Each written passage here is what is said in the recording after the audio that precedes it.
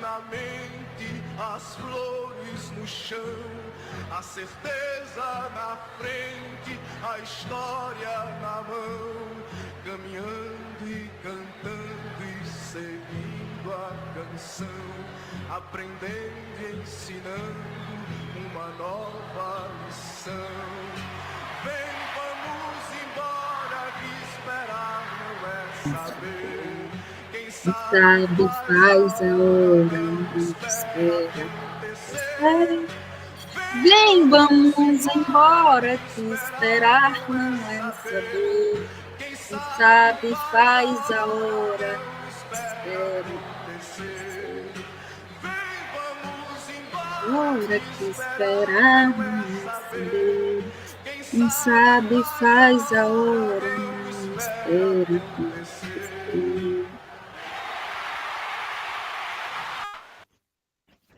Olá, gente, boa noite. Vamos estar iniciando este momento, onde vamos vivenciar com muito contentamento, sobretudo, a atividade online que nós iremos estar trabalhando hoje, né, justamente com a presença do nosso querido professor Cauê.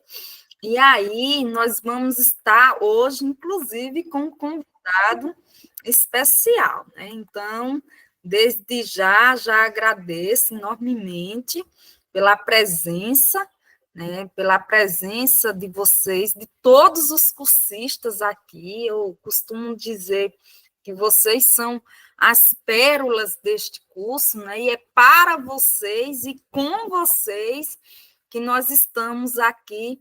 E aí eu trouxe esta canção, Vem, vamos embora, que esperar não é saber, quem sabe faz a hora, não espera acontecer, como um lema mesmo da nossa existência. Não é fácil, dentro da escola, nós fazermos acontecer a proteção e a defesa dos direitos das crianças e dos adolescentes, até porque nós, enquanto professores, e aí eu parabenizo, gente, a todos vocês, né? Ontem foi o nosso dia, e é um dia que nós praticamente não temos muitas coisas a comemorar, mas sim, sobretudo, a refletir e, sobretudo, ainda a gente se posicionar consciente de que nós fazemos parte de uma classe trabalhadora, né, e que precisamos estar unidos, integrados. Então, hoje teremos aqui a condução do professor Cauê Almeida para este módulo dessa nossa segunda aula, e temos aí a presença, né, a participação especial do professor Marcelo Tadeu Bauman Burgos, que vem colaborar e cooperar para que esta noite seja assim maravilhosa e que seja de muita partilha, de interação.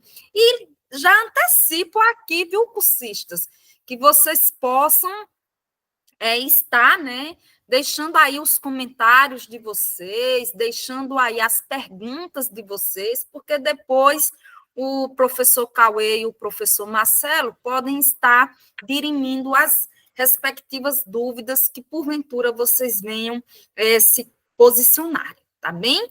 Então, Cauê, é contigo este momento. Muito obrigada, e é com grande satisfação que nós damos continuidade a este módulo que fala justamente do solo sagrado da nossa atuação, que é a escola, com as pérolas que são os seres humanos, né? As crianças e os adolescentes, que nós ousamos dizer que eles são o futuro do Brasil, mas, na verdade, eles são o presente do Brasil, né? Então, é com este lema que a gente inicia. Cauê, por gentileza. Bom, obrigado, professora Maria Aparecida. Boa noite a todos.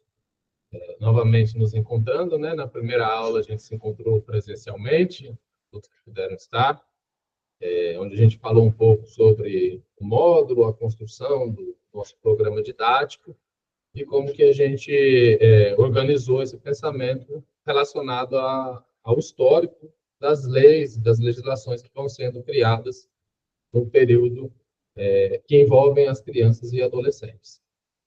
Hoje, então, como a nossa aula é reservada a um convidado, eu trouxe, então, o nosso querido convidado, que é a professora Maria Aparecida antecipou, o professor Marcelo Bauman Burgos, e deixei também, né, durante a semana, o texto do professor Marcelo, chamado Redes de Proteção e a Decantação dos Direitos das Crianças. Apresentando rapidamente o professor Marcelo, ele é cientista social formado pela UFRJ, mestre em Planejamento Econômico e Políticas Públicas também pela UFRJ, doutor em Sociologia pelo IUPERJ, e atualmente ele é professor do Departamento de Ciências Sociais da PUC-Rio desde 1997, e desde 2019 ele é o coordenador do departamento. Professor Marcelo, apesar de eu ter separado, né, aos estudantes esse texto, você tem a liberdade de trabalhar o tema, né, o tema do nosso módulo, que é a escola e os direitos das crianças e dos adolescentes nesse espaço.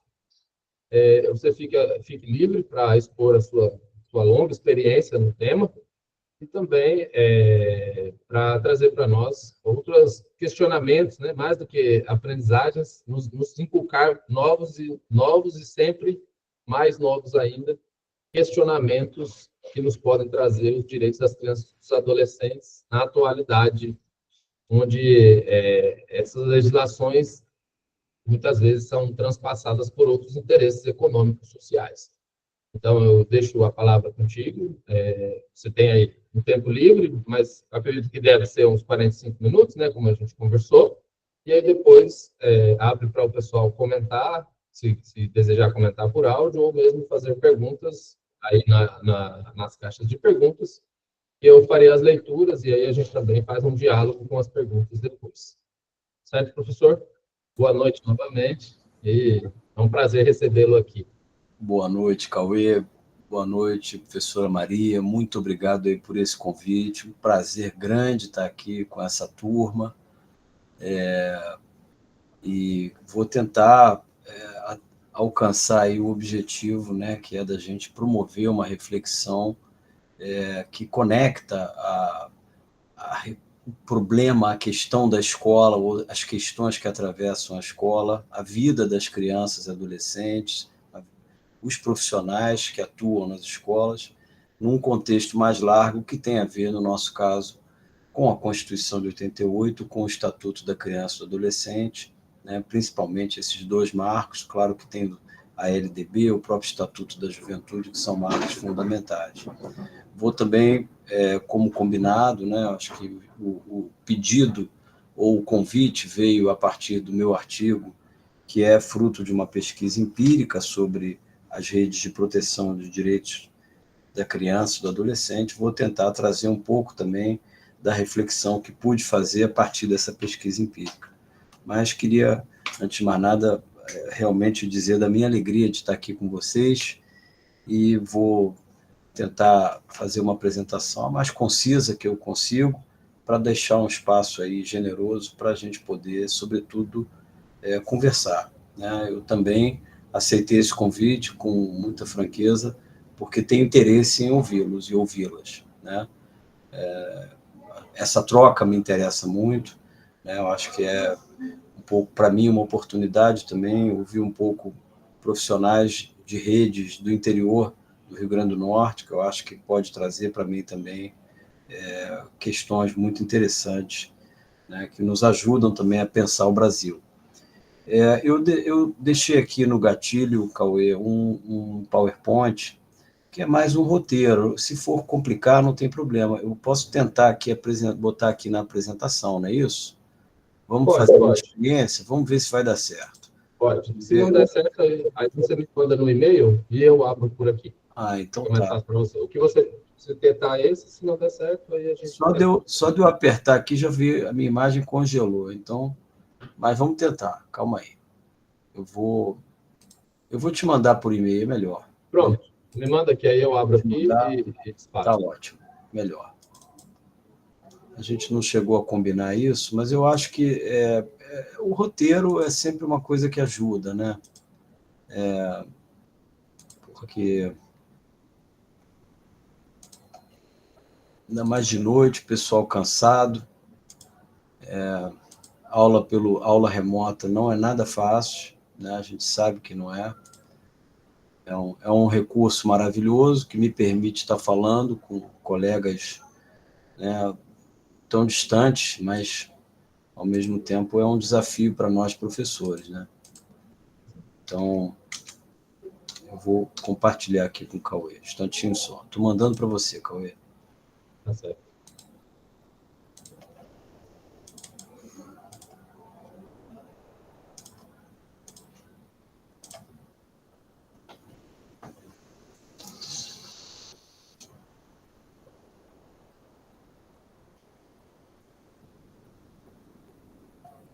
Já está a caminho. Bom, mas vamos lá, vamos começar um pouco de uma maneira que eu acho que é a mais amigável possível, né?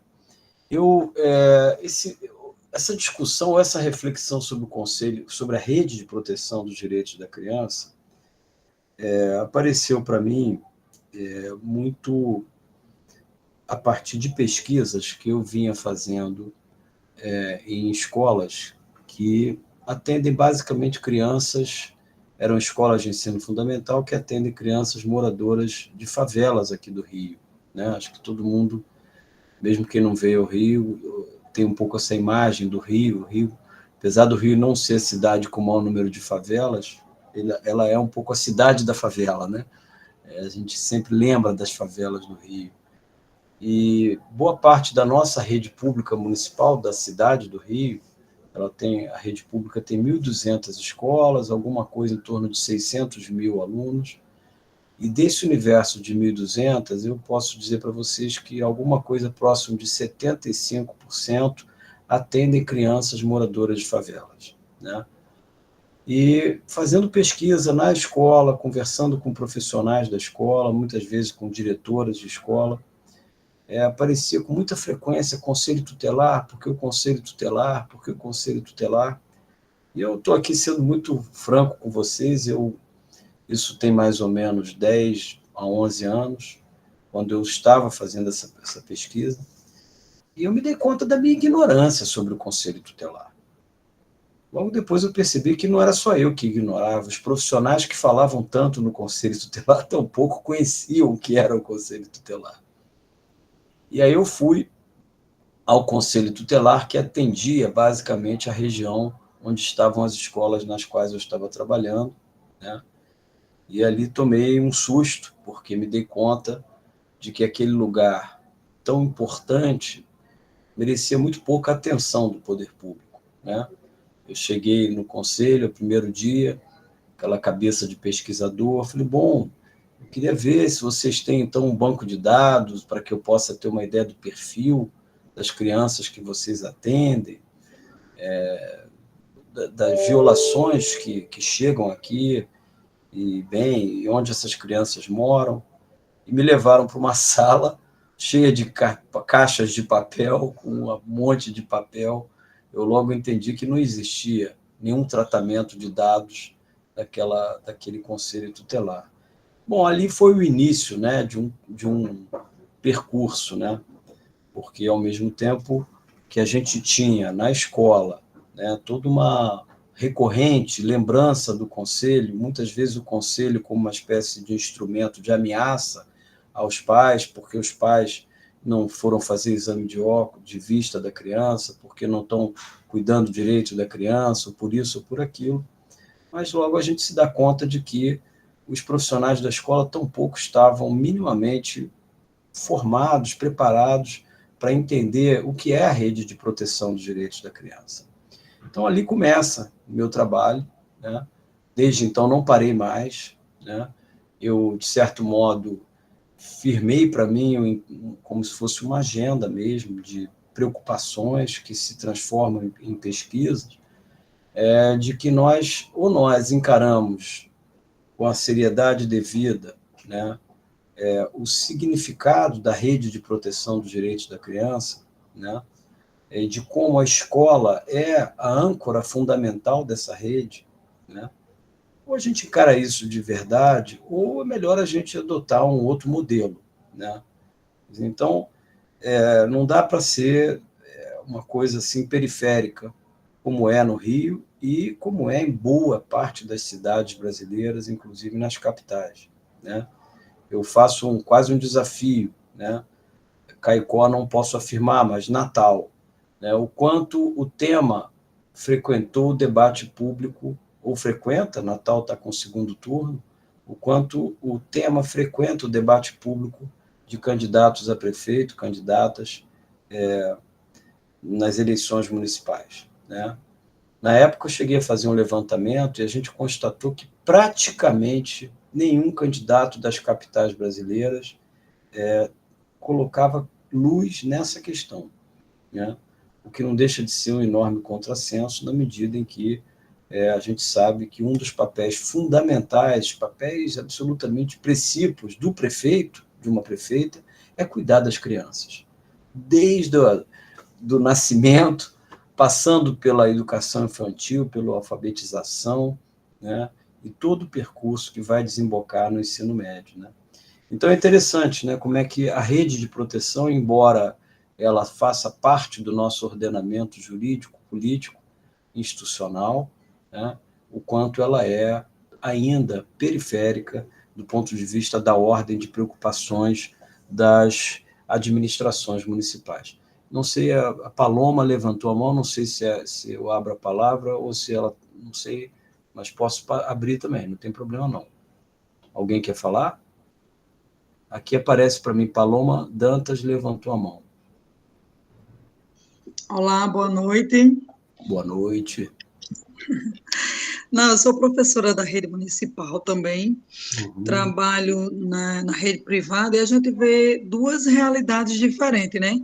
Nesse contexto, quando se pede a questão da proteção da criança, que por mais que ela não funcione, não vou generalizar, vamos supor que alguns setores ela funciona, para uns e outros não, né? Em algumas situações que seja para proteger a criança.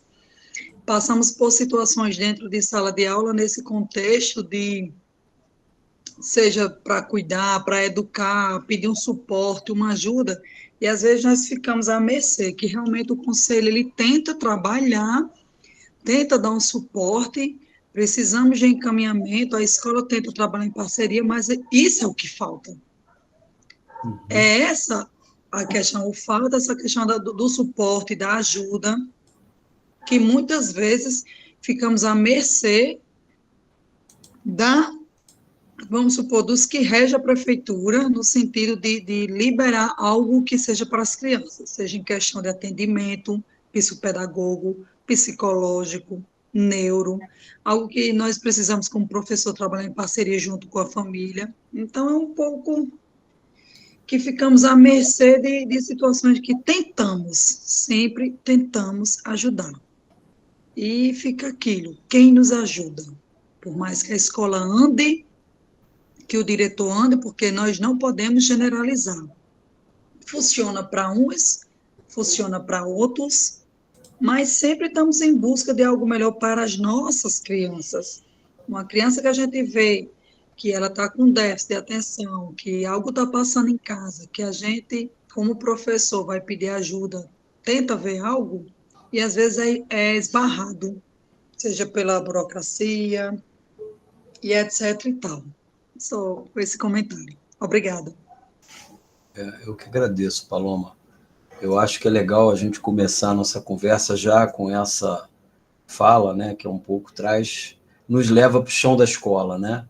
Nesse sentido mesmo de colocar a bola no lugar em que ela tem que estar, né? Quer dizer, a minha abordagem é sempre, eu tenho procurado sempre trabalhar muito com uma espécie assim de combinação de perspectivas, né? Quer dizer, eu acho que a gente deve tentar ver a escola da perspectiva da criança, do adolescente, do jovem, deve tentar ver a escola da perspectiva da comunidade, da família, principalmente, mas muito também a gente tem que ver a escola da perspectiva dos profissionais. E cada um vê a escola de um ponto de vista, né? E vê coisas diferentes e, de alguma maneira, tem interesses, questões, inquietações distintas, né? Eu vou seguir, Cauê, rapidamente o roteiro. O slide é bom às vezes, mas atrapalha, né? Porque ele bota a gente num trilho muito estanque. Tranquilo. Mas eu acho que é legal para... Fala. Só um ponto. A hora que você quiser que eu passe o slide, você fala só, Cauê, passa o slide. Tá? Pode, não é isso. Pode passar para o próximo. Eu vou deixar desligada a câmera para não bloquear a imagem de ninguém, nem a sua e nem a da intérprete também. Ótimo, tá ótimo. Vai ficar melhor. Mas aí você só diz que eu passar que eu passo. Eu estou aqui. Pode passar, porque eu acho que é um roteiro bom para a gente também ampliar um pouco, né? Eu acho que a gente está aqui no chão da escola, mas é bom a gente trazer uma perspectiva mais larga, né? Quer dizer, eu acho que essa perspectiva da escola no contexto em que ela se encontra, né? A gente sabe das escolas rurais e claro, quando a gente está falando do interior do Brasil, isso é mais presente, mas na vida das cidades, né? Cidades, às vezes, de porte médio, né? Não precisam ser cidades grandes, elas convivem com problemas muito complexos, né? Que tem a ver com a relação da escola com o seu entorno, onde a criança mora, como é que ela se desloca, para a escola, né? Como é que é o conjunto de organizações, instituições que estão no entorno da escola. Então, eu começo a minha conversa, a minha reflexão muito por aí, né? Eu sempre digo, e é verdade, eu não era um pesquisador da educação, eu era um pesquisador urbano, da vida urbana, aqui no Rio de Janeiro, e certa vez eu estava no alto de uma favela, tinha acabado de acontecer um tiroteio, isso lá no início dos anos, início dos anos 2000, e aí eu via as crianças subindo, voltando para casa, né, de uniforme, crianças pequenas, de primeiro segmento, e foi a primeira vez que eu me fiz essa pergunta, né? Eu falei assim, caramba, como é que é para a escola fazer o trabalho dela para crianças que estão expostas a esse tipo de situação, né? De violência, de uma violência que é fruto, muitas vezes, de grupos armados que estão nos territórios e a polícia entra sem respeitar nada. Como é que é para a escola lidar com isso? A partir da hora que eu me fiz essa pergunta, eu não pude mais deixar de colocar a escola no centro da minha preocupação. Então, foi por aí que eu cheguei na escola, né? Foi por aí que o tema, a questão da escola, entrou na minha agenda, do ponto de vista da minha condição de pesquisador, né? Então, por isso, toda a minha preocupação também com a relação que a escola tem com cada território. Eu acho que essa é uma pergunta que, claro, cada um de nós aqui, com a sua realidade, pode se fazer, né? Como é que é? As organizações religiosas, que são muito importantes, as famílias, ou como é que elas estão, qual é o grau, qual é o tipo de ocupação delas, né? Como é que isso, de alguma maneira, interfere na rotina das crianças, né? É o nível de precarização, de vulnerabilidade do trabalhador, né? Tudo isso tem que entrar na conta. Então, Cauê, por favor, pode seguir adiante. Aqui são, de outro lado, né, os marcos institucionais que eu gosto de valorizar. Eu já falei do ECA, né? Falei da LDB, que são marcos fundamentais, mas o SUAS é muito importante, né? Quer dizer, quando o Brasil cria o Sistema Único de Assistência Social, né, que na verdade, são atores que estão na vida municipal, sobretudo o CRAS, né, mas também o CREAS, né, e, junto com o Conselho Tutelar, vão fazer parte de uma rede, né, além da Emenda Constitucional 65 e do Estatuto da Juventude, que são também dimensões muito importantes. A Emenda Constitucional ela transforma o direito à educação num direito social, ela introduz no artigo 6º o direito não só à educação, que já estava contido na Constituição, mas a ideia, né, de ampliação da segurança jurídica, né, que eu acho que a gente não pode perder de vista, porque, na verdade, o nosso ordenamento jurídico, desde 88, né, ele como sabemos, ele confere à educação e à escola uma centralidade muito grande, né? E isso é uma coisa que a gente tem que ter muito em mente, porque a Constituição de 88 ela desenha um projeto de sociedade para o Brasil, de uma sociedade democrática, né? Eu gosto muito de usar esse termo sociedade democrática, e sempre me lembro do John Dewey, que é o grande filósofo americano, né, do início do século XX, que ele falava na importância da escola para a construção da sociedade democrática, né? Um grande seguidor do Dewey no Brasil é Anísio Teixeira, né? O pedagogo baiano, né, que vai ter uma enorme importância no pensamento educacional brasileiro, antes, inclusive, de Paulo Freire. E a ideia, portanto, da sociedade democrática, ela pressupõe o trabalho de uma agência que é insubstituível, que é a escola. Então, a Constituição de 88, de uma forma inédita na história das nossas constituições, define, né, quer dizer, além de definir a criança como prioridade absoluta, né, ela define que a educação escolar, né, é dever da família, da sociedade, do Estado. Ela é o centro. Se você parar para ler com calma, né, um estudo que eu já realizei, inclusive comparando com outras constituições, é a ideia de que a nossa Constituição ela coloca a escola no centro da vida popular brasileira. Parece pouco, mas a gente deve lembrar que nós só comemoramos a chamada universalização do acesso ao ensino fundamental em 1996. O Brasil atravessa o século XX sem escola, né? Boa parte da saga do homem e da mulher brasileiros, que tem de 50 anos para cima, é um pouco aquilo que a gente ouve falar, passou pela escola. A mãe dizia, se aprender a ler e escrever, está muito bom, né? Com 14 anos, o rapaz já está na construção civil, a menina trabalhando em casa de família ou em qualquer outra ocupação, né? E essa era a saga do homem e da mulher brasileiro, da esmagadora maioria da nossa população. Então, a gente tem, de fato, um projeto, a partir de 88, que está em curso, que está em construção, né? É importante lembrar isso, porque a gente também tem que lembrar que a educação, o projeto mais, vamos dizer assim, de longo curso da educação dos filhos, tem que fazer sentido para as famílias, né?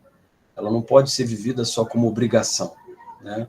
Embora seja uma obrigação, porque é um direito da criança, gradualmente, sobretudo a mãe, né, que é a grande personagem da vida popular brasileira, né, a mãe vai dizer assim, meu filho tem que ser alguém. Para ser alguém, ele depende da escola, né? Essa frase, essa fala, denota um valor, né? Um valor. A escola passa a representar para aquela mãe uma esperança de mudança, né? Isso não nasce que nem capim, isso não é natural, isso é construção social, política, né, de luta por direitos, é fruto também do que a Constituição vai definir e do Estatuto da Criança.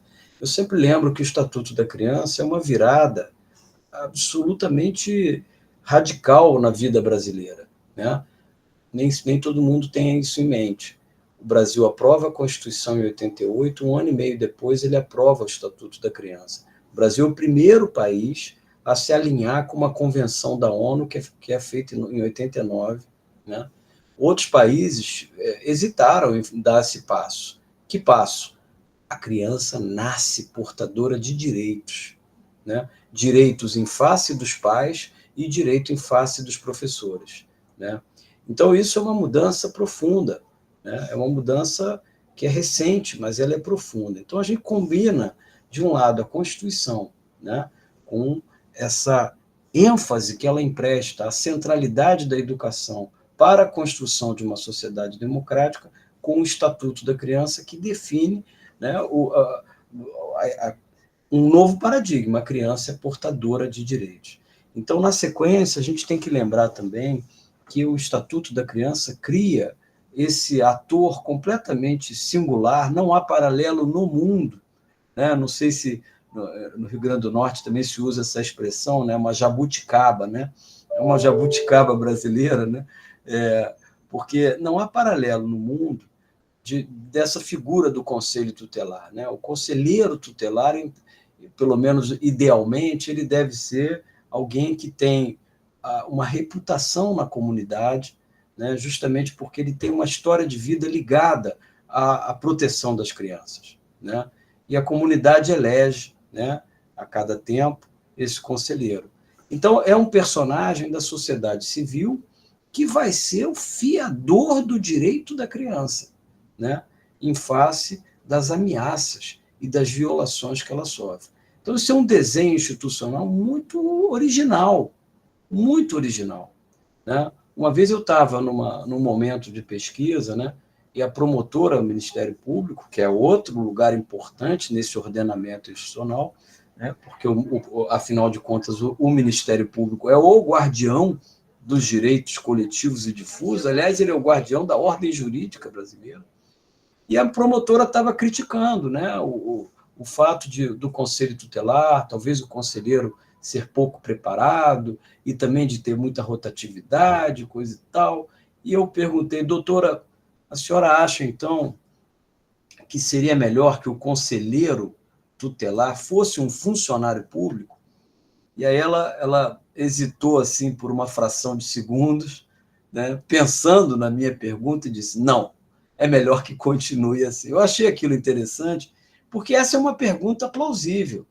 Faz sentido ter esse personagem da sociedade civil, né, que recebe um prolabore, que trabalha em regime de plantão?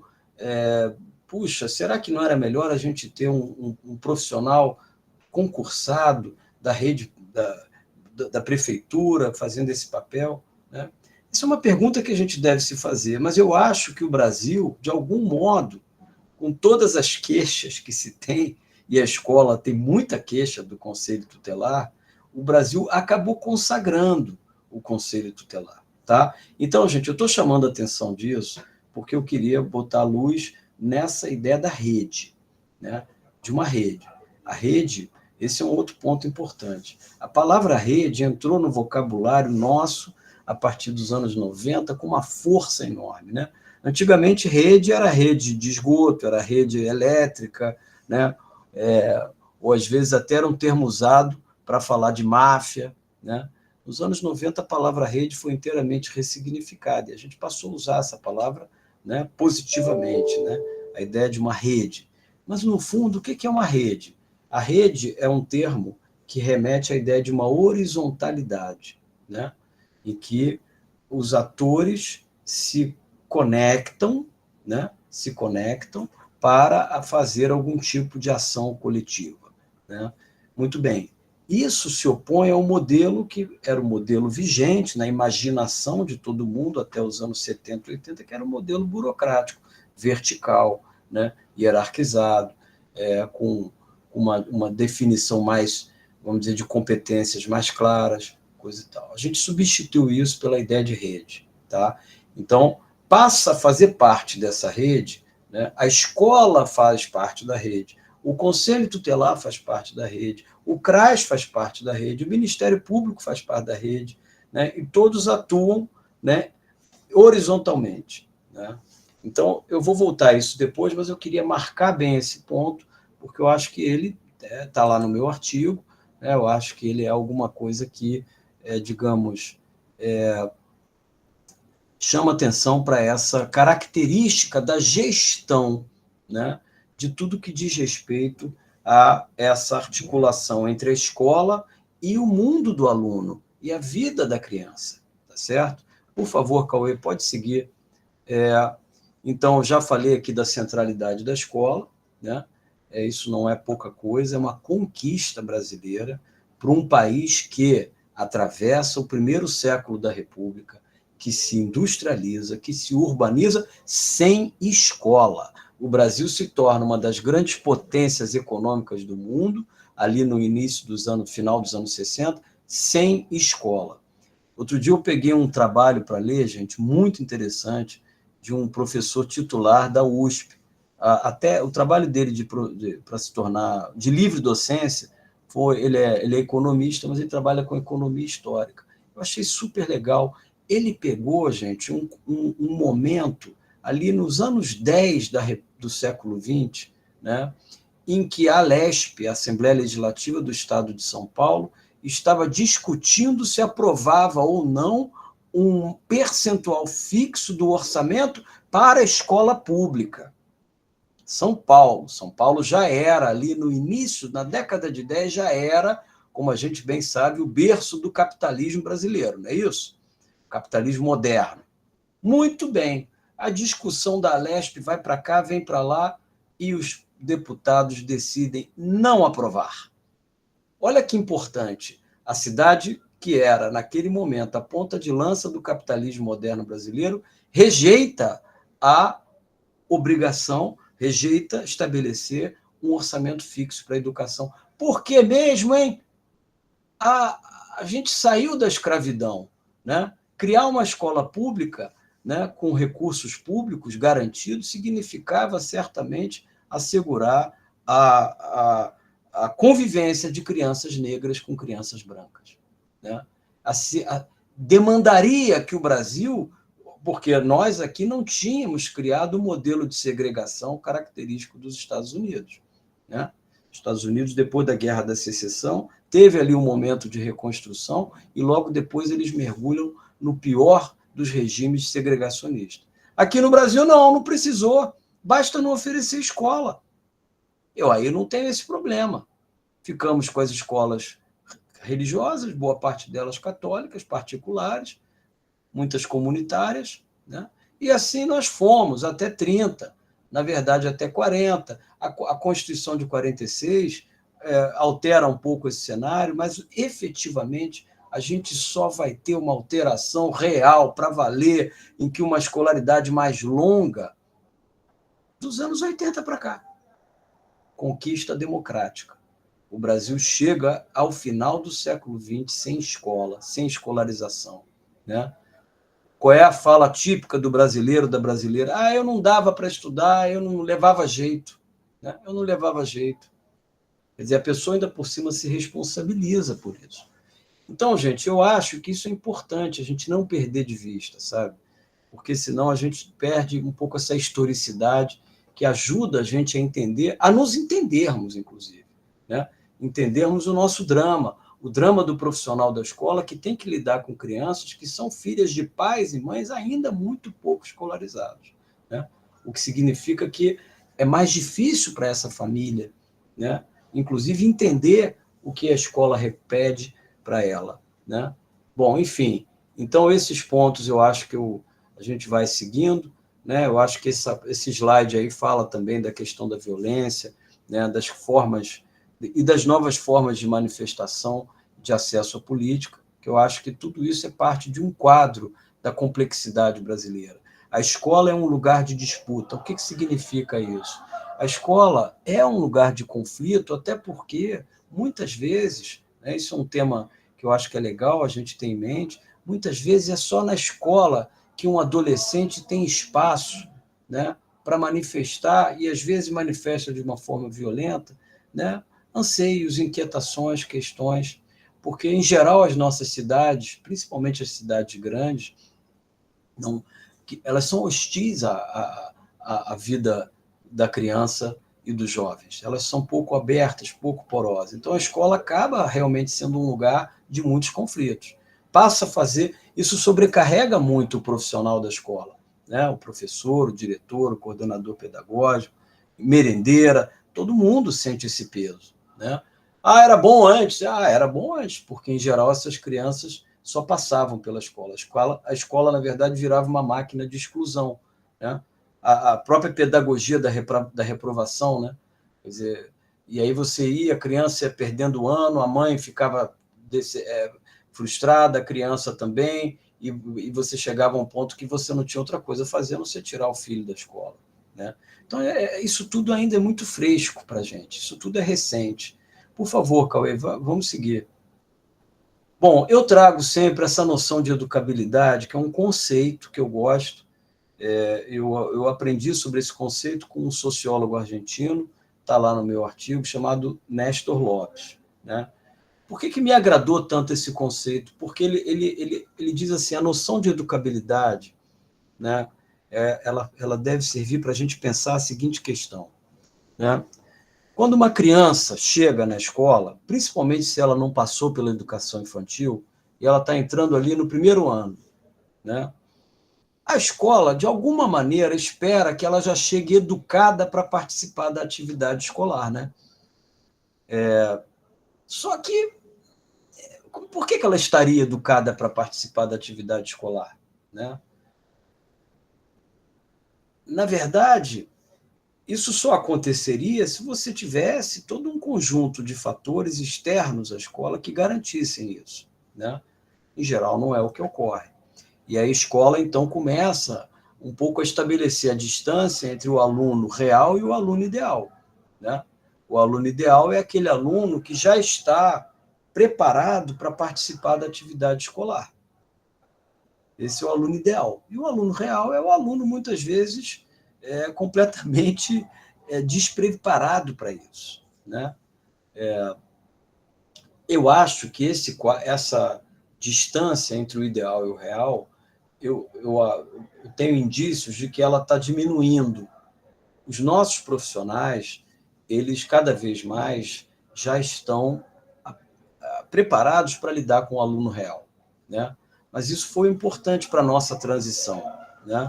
O professor dos anos 80, 90, né, ele tinha se tornado professor, digamos que ele estivesse no meio da carreira, ainda com um aluno de classe média baixa, né?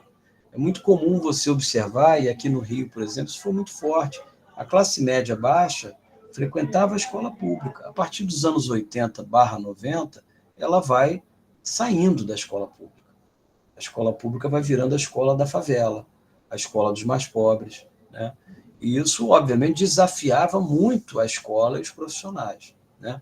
Então, a noção de educabilidade nos ajuda a considerar, né, as duas pontas da questão. De um lado, os fatores intraescolares e, de outro, os fatores extraescolares, né? A criança dormiu direito? Difícil dormir se o lugar onde ela mora tem baile toda madrugada, né? A criança chegou à escola com o mínimo de qualidade? Difícil se o transporte é uma porcaria, né?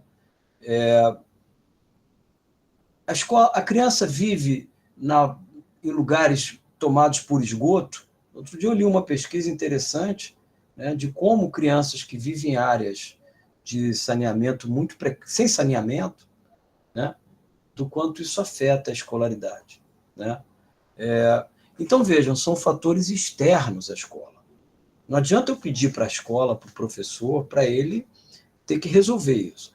A outra parte da conversa, que a educabilidade ajuda a gente a pensar, é a de que, na escola, há muitas coisas que ela pode fazer e que, eventualmente, ela não faz para conhecer melhor aquele aluno, para valorizar mais aquele aluno no sentido da riqueza que ele traz pelo lugar onde ele mora. É claro que o meu referencial, por eu ser do Rio de Janeiro, é muito em cima da favela, né? Então, é muito comum a escola, muitas vezes, achar assim, mora na favela. Morar na favela, às vezes, é sinônimo de um lugar violento, homogeneamente pobre. E não é nada disso. Muitas vezes, a favela esconde uma enorme diversidade, né? Então, é importante para a gente trabalhar a educabilidade do ponto de vista dos fatores intraescolares, levar em conta, vamos dizer assim, aquilo que a escola pode fazer para conhecer melhor o aluno. A outra questão que está nesse slide é que a escola, na medida em que ela começa, final dos 80, ao longo de 90 e de lá para cá, né, que ela começa a lidar com todas as crianças, né, o filho do traficante, o filho da pessoa que está abaixo da linha da pobreza, que depende dramaticamente do Bolsa Família. A escola lida com todas essas crianças. Ora, recai sobre ela um fardo pesado, muito pesado. Os professores sofrem, a diretora chora, ela se estressa, se exaspera, porque são muitos os conflitos que decorrem daí. Inclusive conflitos étnico-raciais e religiosos, cada vez mais presentes, né? Então, a escola precisa de ajuda, ela precisa de apoio, ela precisa dessa rede de atores, né? Mas, para isso, você precisa, de fato, valorizar a ideia da intersetorialidade. Uma coisa que eu queria dizer para vocês, e que chamou muito a minha atenção positivamente, não sei se vocês chegaram a prestar atenção no PL, o projeto de lei, que o MEC mandou para a Câmara, agora em 24, com o novo Plano Nacional de Educação, né? Isso ainda está sendo discutido, até agora não vi nada que seja importante do ponto de vista da manifestação da Câmara. Temo até que venham coisas ruins, porque a presidência da Comissão de Educação hoje está na mão de um deputado de extrema-direita, que é o Nicolas, né? Mas o PNE que o governo mandou para a Câmara é muito interessante, porque é como se ele estivesse refletindo uma série de questões que tem a ver com a pandemia, né? Porque a pandemia passou, né? A nossa tendência é voltar tudo como estava antes, né? Mas eu acho que o PNL está trazendo, sabe, uma série de inovações. Se você compara esse PNE de 24 com o PNE de 14, você vai ver diferenças importantes. Uma delas é a preocupação com a permanência do estudante, com a centralidade que o estudante tem que ter e muita ênfase na intersetorialidade. Será que a gente agora vai conseguir fazer valer isso para valer, né? O que eu quero dizer, gente? De novo, volto ao prefeito. Qual é a rubrica mais importante do ponto de vista do orçamento de uma prefeitura desse país? Educação. Esse era o tema que devia ocupar pelo menos 30%, 40% do tempo e do debate, né? Como é que você usa esse recurso? Qual é a melhor maneira de fazer isso? Coisa e tal. E, se a gente leva a sério o projeto da Constituição de 88, as prefeituras deveriam, de fato, pensar a política urbana, a política de saúde, a política de assistência social, a política cultural, girando em torno da escola. Isso seria uma visão intersetorial, né? Quer dizer, a escola protegida, né? A escola agasalhada por essa rede, não é isso? Quer dizer, agora, do outro lado, é preciso que haja também, da parte das secretarias, essa abertura, né? A minha pesquisa empírica, e não é uma só, são várias, além do que eu encontro na bibliografia, me levaram a enxergar, e eu quero ouvir vocês, uma escola muito ensimesmada, fechada em si mesma, com muita dificuldade a tudo que é externo a ela, né? É uma resistência até, né? E, ao mesmo tempo, sentindo a falta de psicólogo. Se deixar, é um psicólogo para cada criança, né? Como se realmente aquelas crianças que fora da escola têm um comportamento muitas vezes saudável, dentro da escola elas apresentam problemas psicológicos. Não, é porque o ambiente aqui não está bom, né?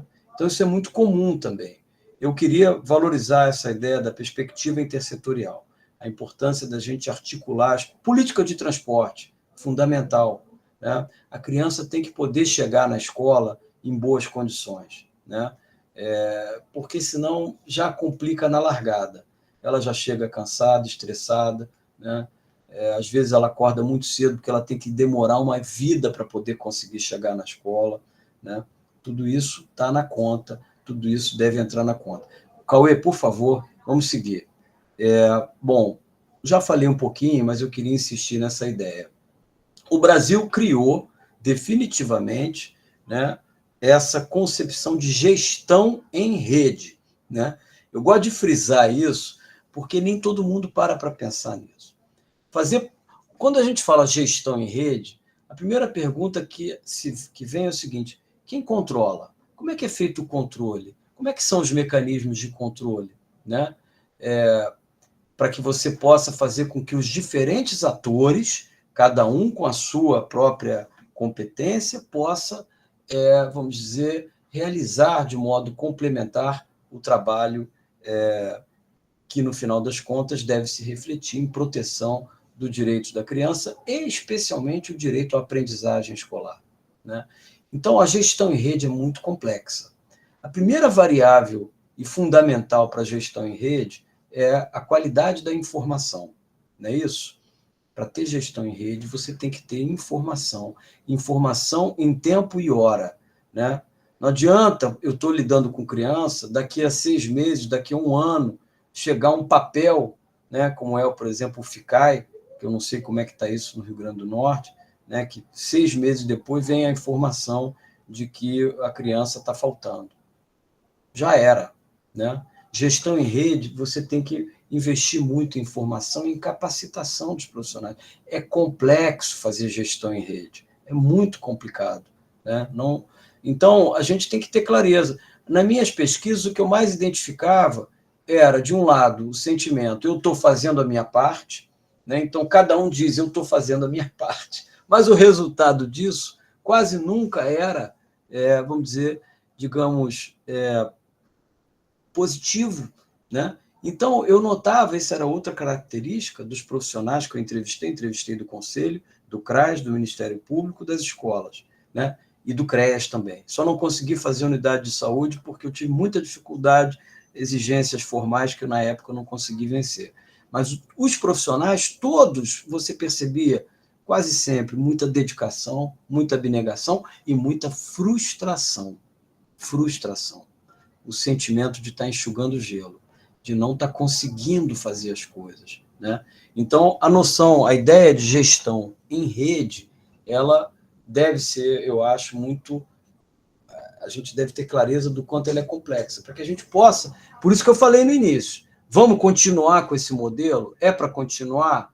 Mas então, se é para continuar, vamos levá-lo a sério, até as suas últimas consequências. Senão, a gente fica eternamente nessa ideia, estou fazendo a minha parte. Mas o resultado, não sei. Outra coisa que aparece muito na gestão em rede, que é uma mudança profunda em relação ao paradigma anterior, e aí a gente está no campo da administração, é a importância do CPF. Todo profissional que trabalha com rede diz assim, é mais importante o CPF do que a PJ, o CNPJ. Por quê? Porque se o Cauê, o Marcelo e a Maria estiverem lá, é uma coisa, eles se entendem, eles vão fazer uma coisa legal, eles são animados, eles são positivos. Se saírem eles e entrarem outros, já não sei, né? Então, o modelo em rede, conexionista, né, depende das conexões e depende das pessoas, né? Quando a coisa avança positivamente, é porque tem pessoas que são preocupadas, que estão ali, vamos dizer assim, que tem uma disponibilidade de tempo também, porque gestão em rede é uma coisa complicada, né? Pressupõe muito tempo, versus o modelo anterior, que era um modelo burocrático. O modelo burocrático é um modelo impessoal. Não importa se é o Marcelo, se é o Cauê, se é a Maria, as pessoas que estão ali estão desempenhando um papel burocrático, né? Então, a gente trocou uma coisa pela outra, tá? Eu não quero voltar ao passado. Eu apenas estou chamando a atenção para a especificidade do modelo de gestão em rede. Segundo ponto, a percepção sobre o direito da criança, caras professoras e professores, vocês devem saber isso com certeza, né? Eu acho que mudou, melhorou, né? Não é como há 10 anos atrás, quando eu fiz a minha primeira pesquisa, mas ainda há uma resistência ao direito da criança. O direito da criança, né? Eu cheguei a ouvir na escola aqui no Rio, o ECA é uma ECA, né? A ideia de que o ECA trouxe direito demais para a criança, poucos deveres, né? Então, a gente tem dificuldade de lidar com isso, né? Eu acho que não adianta botar isso debaixo do tapete, ao contrário, eu acho que os profissionais das redes defendem isso, tem que poder ter mais tempo para fazer isso, discutir um pouco mais o Estatuto da Criança, entender melhor, inclusive para entender melhor as suas fragilidades também, né? Quer dizer, eu, voltando a uma fala anterior minha, quando eu comecei aqui a nossa conversa, eu dizia que eu me dei conta de que não só eu não conhecia o Conselho Tutelar, como a maioria dos profissionais não conheciam. Quer ver um exemplo? Quando eu falei para alguns diretores, diretora, a senhora sabe que o Conselho Tutelar, que atende essa escola, né, e que atende uma região muito ampla, porque as prefeituras não fizeram valer, quase nunca, né, a criação de o número necessário de conselhos para que ele pudesse realmente ser muito próximo da vizinhança. A senhora sabe que são 5 conselheiros que ganham em torno de um salário mínimo, que é um prolabore ou alguma coisa mais do que isso, e trabalham em regime de plantão, cada um dia, coisa... Não fazia ideia que era isso, é isso. Esse é o Conselho Tutelar. Olha o nível de ignorância, né, para profissionais que, no entanto, falam o tempo todo do Conselho Tutelar. Achava essa diretora, mas isso não foi só ela. Fosse só ela, era uma coisa isolada. Eu percebi que isso era o padrão. O professor sabe menos ainda, a diretora sabe mais, porque ela tem mais esse tipo de contato. Ela pega no telefone, ela chama o conselheiro. né? Mas a percepção que eu tive é de que, de uma maneira geral, eles acham que o Conselho Tutelar é um órgão da administração pública. É como se fosse uma repartição pública, né? Então, é preciso conhecer mais, entender melhor, né? Para que a gente possa, afinal de contas, dizer, vamos insistir no nosso modelo? O Brasil criou um modelo original. Vamos insistir? É uma pergunta que a gente tem que se fazer, com honestidade, né? O modelo está bom? Está funcionando? Não está? Se não está, por que não está? Então, acho que são duas questões. Uma que tem a ver com essa dimensão, vamos dizer, de conhecer, reconhecer e valorizar o direito, né? E tudo que ele representou, o ECA, né? Principalmente essa inovação que é o Conselho Tutelar, e de outro, entender que gestão em rede, e aí, claro, isso tem que partir dos administradores, do prefeito, dos secretários. A administração em rede é muito complexo, depende de muito investimento em formação e investimento em informação, né? Porque a informação tem que ser tempestiva, porque a vida da criança é assim, hoje tem 8 anos, daqui a pouco tem 10, e o que tinha que acontecer de ruim já aconteceu. Por favor, Cauê, não vou me deter muito mais não, já estou concluindo. Tá? Aí foram as entrevistas, pode seguir, eu já falei um pouco, isso está no artigo. Aí também é um pouco a base empírica dessa pesquisa que eu estou apresentando aqui. Pode seguir, por favor, Cauê. Depois esse slide fica à disposição também. Aí são algumas questões que apareceram que são interessantes, que tem a ver com a ideia da rede, né? A rede é uma fonte permanente de conflito de competência, né? O CT invade, o profissional do CRAS acha que o CT está invadindo a competência dele e vice-versa. A escola também se vê invadida. Então, o grande desafio é como é que a rede serve como forma de cooperação entre as diferentes agências. Construir um desenho cooperativo, né? Isso é um tema de gestão. Porque, no mais das vezes, o que você vê é o CRAS dizendo que o conselho invadiu, o conselho dizendo que a escola não respeita, a escola dizendo que tem a sua competência invadida por outros atores, e o Ministério Público. Vamos falar do Ministério Público. Francisca, se você quer falar? Se não, me espera só um pouquinho, que eu vou seguir e já vou entregar a palavra. Cauê, por favor, vamos para o próximo. Bom, sobre a cooperação, eu falava pouco da importância das relações pessoais, né, a preocupação com a rotatividade, porque não é mais o Marcelo, é o João, e o João é um cara ruim de roda, é um cara difícil, né? A importância da troca de informações, a rede tem muita necessidade de reuniões, quem trabalha nessas agências sente que muitas vezes você faz estudos de caso, né, para tentar melhorar, faz rodas de conversa. Esses espaços são importantes para a atuação em rede, totalmente diferente do modelo anterior, que é o modelo burocrático, né? Então, é a importância de se investir na cooperação, né? A cooperação pode salvar vidas, a cooperação pode salvar trajetórias, né? Nós que somos adultos, a gente tem essa obrigação. Agora, é um modelo difícil, é um modelo que, às vezes, boa parte dos profissionais se sentem quase tudo conspirando contra, que é o sentimento de enxugar gelo. Tá? Pode seguir, por favor, Cauê. Aí, isso eu acho que eu já comentei, né? Já falei que a escola, muitas vezes, ela vê o ECA como ameaça. Por favor, pode seguir. Né? Volta lá só um instantinho, que é uma coisa interessante. Né? Isso é uma coisa bem legal também, que é legal dizer, porque o ECA é muitas vezes visto como potencial ameaça aos critérios de justiça escolar. Esse é um tema que eu acho da maior relevância. A escola, ela funciona a partir de um critério de justiça próprio, né? Entre outros, é a ideia de que o esforço realizado pelo estudante deve ser recompensado. Não há nada mais frustrante para nós, professores, que dar uma nota ruim para um aluno que vai a toda aula, que se dedica, coisa e tal. A gente fica frustrado, né? Porque o nosso critério está baseado no princípio de mérito, né? François Dubé, aquele sociólogo importante, que escreveu um livro maravilhoso, um livro pequeno, mas cirúrgico, Por uma Escola Justa. Ele chama atenção para isso. A escola lida com o critério do mérito. Então, para ela, o ECA, o Estatuto da Criança, muitas vezes introduz um outro critério de justiça, né? Que a escola frequentemente percebe como alguma coisa que se contrapõe ao critério de justiça escolar, né? é uma discussão, obviamente, mais profunda, mas eu queria deixar marcada aí. Pode seguir, Cauê, por favor. A concepção isso é um tema muito mais sociológico, eu não vou perder tempo com isso agora, não. Pode seguir, por favor. Eu queria falar do Ministério Público, né? O Ministério Público é um personagem, a gente sabe, central na vida brasileira depois de 88. Na verdade, isso começa em 85. Para quem não tem esse mapa na cabeça, o Ministério Público, até 85, ele era mais ou menos uma espécie de advogado do Estado, né?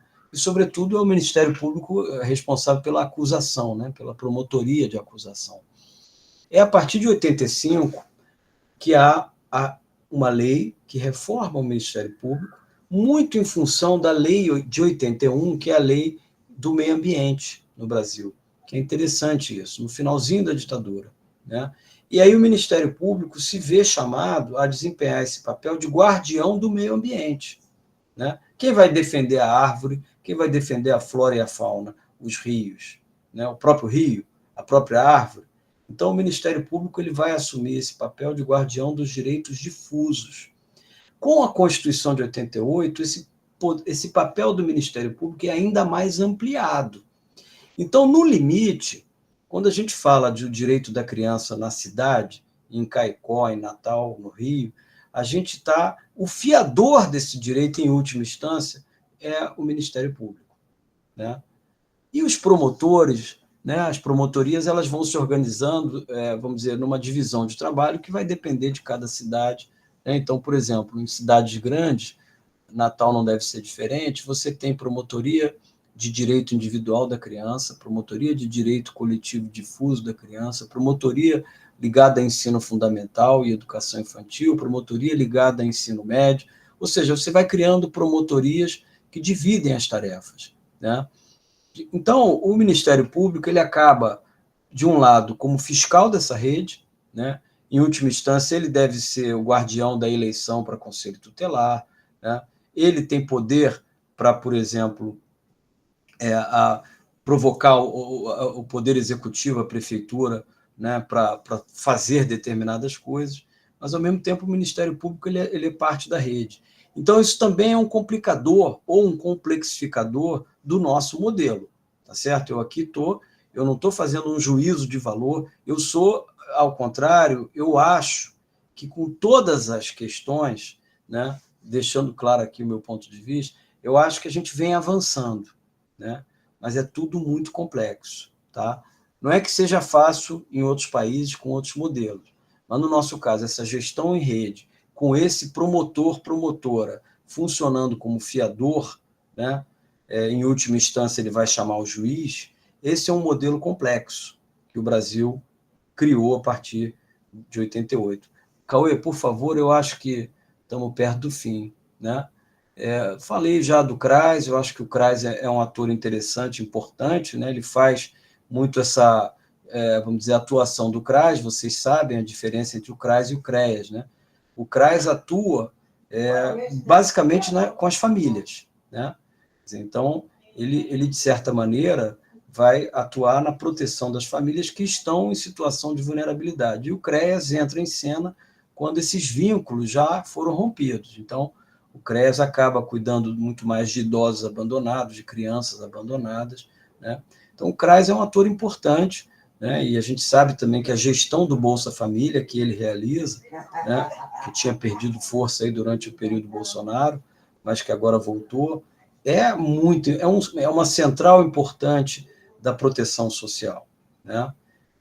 Mas, de novo, o CRAS pode ser melhor, vamos dizer, ele pode atuar melhor na rede, desde que haja maior investimento também nessa cultura da rede, né, da complementaridade. E, Cauê, eu acho que acabou, não acabou? Pronto, então acabou, aí está a citação do artigo, e com isso eu encerro aqui, né? Acho que eu gastei aí uns 40 minutos para apresentar o que eu queria, e espero, Cauê, que tenha ficado claro, mas, de qualquer modo, estou totalmente à disposição para a gente conversar e aprofundar os temas que merecem ser aprofundados. Com certeza, professor. Muito obrigado. Para ficarmos mais confortáveis, eu te agradeço, por favor. Oi? Não entendi, desculpa. Não, se puder tirar a tela, parar de Tira. compartilhar, que aí a gente fica mais à vontade, né? Pronto. Isso. Então, professor... Agradecer a minha colega aí que fez esse trabalho importante aí da Libra, tá? Muito obrigado. Isso, professor. Então, eu queria primeiramente parabenizar, né, pela exposição, dizer que contribui muito os debates, os temas que você traz, né, sobretudo a organização dessa rede a partir dos anos 90, que eu acho que aí é a grande discussão que você traz, né. Nós temos aqui alguns comentários, algumas perguntas. Eu queria te fazer, assim, uma é uma dúvida e outra são duas perguntas mesmo. Uma seria, assim, pegando o exemplo das eleições que tiveram no Conselho Tutelar no ano passado, e houve muitas discussões, muitos debates, né, públicos sobre a influência que as igrejas evangélicas tiveram nesse processo eleitoral, se apropriando de alguma forma desse espaço, com um discurso bastante ideológico. E aí, pegando um pouco a palavra que você usou do fiador, né, como que a gente reverte ou lida com esse quadro quando a gente tem um fiador como projeto político ideológico autoritário, de alguma forma, né? Porque não aceita uma segunda opção ou uma segunda vertente em conjunto.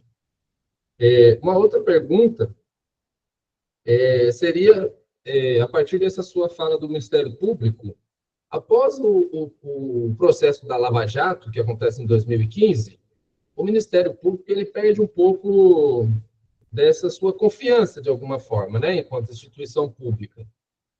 Você acha que isso, de alguma forma, afeta também o Ministério Público enquanto essa gestão em rede, com essa perda de confiança? E a outra seria uma dúvida, se, quando é eleito, por exemplo, um conselheiro tutelar, ao final da gestão, ele tem uma obrigatoriedade de apresentar dados do que ele fez? Das atuações que ele teve, dos atendimentos que ele teve que fazer emergenciais? Essa é uma dúvida que eu tenho, porque eu realmente não sei dizer. E eu pego um pouco disso que você falou, até na aula online que a gente fez, eu trouxe uma resolução, se não me engano, é a resolução 85 de 2007, que ela institui no ensino fundamental o ensino do ECA, no ensino fundamental. E eu perguntei no dia da apresentação, só uma pessoa conhecia a legislação. Então é interessante a gente ver que essa proposta que você falou dos professores não conhecerem o conceito tutelar, ela se vale também em diversas outras medidas que o governo vai adotando e que muitas vezes o governo também não sabe publicizar de alguma forma isso, né? Isso fica mais como um comentário. E aí, para que eu pegue todas as questões, já que você está anotando aí que eu estou vendo, eu vou trazer os comentários que algumas pessoas fizeram, e acho que tem uma pergunta também. Uma foi a Gessiane, falando sobre a rede de proteção aqui em Caicó, né? E dizendo que a rede de proteção de crianças e adolescentes tem se mostrado muito ativa, e nos últimos 3 anos ela participou das reuniões, que acontecem sempre na primeira segunda-feira de cada mês. A rede é bem articulada, especialmente em eventos de grande porte, como as festas tradicionais aqui da cidade, que é o Carnaval e a Festa da Santa, né? A Festa de Santana. Uma das exigências da rede é a criação de espaços específicos para acolher crianças que eventualmente se perdem nesses eventos. Esses pontos de apoio são instalados em locais estratégicos. Aí eu acho que ela cortou a questão aqui.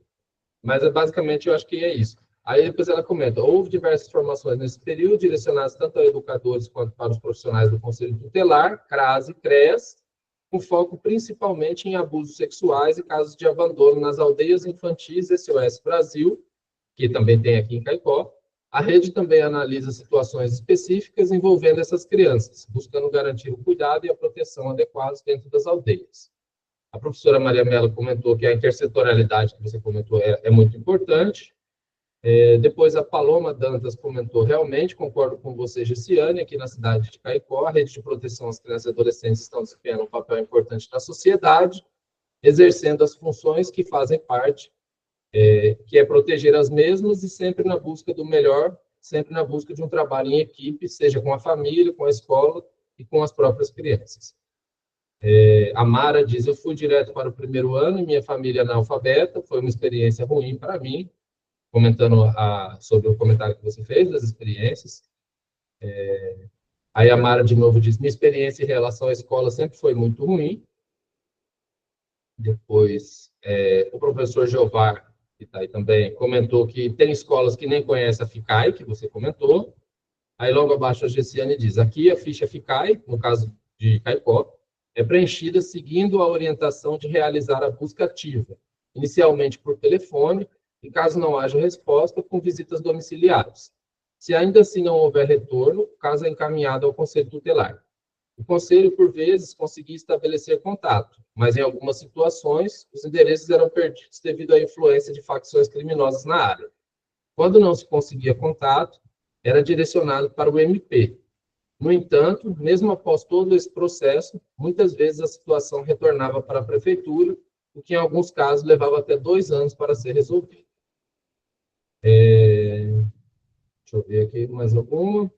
A Ana Lúcia coloca, muito boas suas colocações, mas na cidade onde moro, infelizmente, o Conselho Tutelar existe, mas não funciona. E aí, se a Ana Lúcia puder colocar a cidade também, acho que ajuda no processo coletivo. Aí ela coloca, tá, o conselho não existe, não funciona. E se você puder, Ana Lúcia, colocar a cidade para a gente saber, né? Eu não sei se é Caicó, porque aqui, professor, a nossa universidade, ela está em Caicó, e Caicó é um polo da região do Seridó. Então, muitas pessoas da nossa universidade são das cidades ao redor, tá? Apesar da cidade ser pequena em número de habitantes, ela recebe muitos estudantes do redor, de toda a região. Então, esses são os comentários, professor. A gente também concede a palavra, se alguém quiser falar nesse momento, fazer alguma pergunta, fazer algum comentário, e aí depois, então, o professor passa as respostas e aos comentários, aí a resposta aos comentários, tá certo? A Gessiane levantou a mão. Pode falar, Gessiane, fica à vontade. Pessoal, boa noite. Só para contribuir, né, porque o professor disse que gostaria de ouvir o que é que acontece aqui, né, eu já falei no chat, mas só para complementar que eu, por exemplo, participei de estudos de casos nas aldeias SOS, sendo participante da rede, né? Então, este ano eu não estou mais participando da rede, porque eu saí do cargo, mas durante 3 anos que eu estive no cargo, na prefeitura, eu era coordenadora geral do município, pedagógica. Então, aqui, de fato, a rede funciona, né? As orientações relacionadas ao FICAI também funcionam, mas esse ano, né, houve mudança de conselheiro tutelar, eu já senti que as coisas estão mais devagar do que antes, com essa mudança dessas pessoas. Não sei se pelo fato de ainda estarem aprendendo, não sei, mas eu percebo que havia uma velocidade maior com os conselheiros anteriores. Não sei como é que está funcionando a rede, porque desde janeiro que eu não participo mais, já que eu saí do cargo, mas durante 3 anos, assim, ela de forma muito positiva, sendo toda primeira segunda-feira do mês, acontecia com o secretário de Educação, com a diretora da DIREC, com o Ministério Público, juiz, promotor, diversos entes, né? E, assim, ela é muito atuante aqui na cidade. Só para que o senhor tenha esse conhecimento. Excelente, Gisele, obrigado. Mais alguém quer fazer alguma fala, pessoal? A professora Maria Mello levantou a mão, não sei se foi para aplaudir ou se foi para comentar.